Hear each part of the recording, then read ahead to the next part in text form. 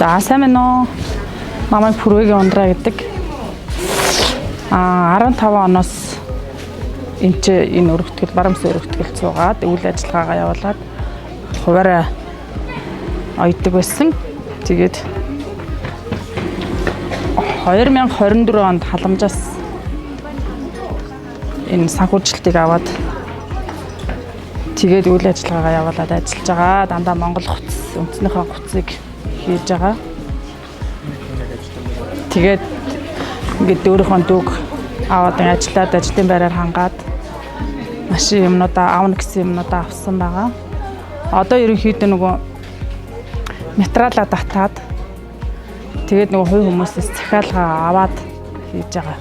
Өмнө нь би ч нөгөө санхүүгийн байдлаасаа болоод дандаа нөгөө хүний нөгөө одоо нөгөө дээл хувцас зардаг хүмүүсийн масс ойдог гэсэн аахгүй. Халамжаас ийм санхүү дэмжлэг олгосон халамжтай хөдөлмөр халамжтай баярлалаа.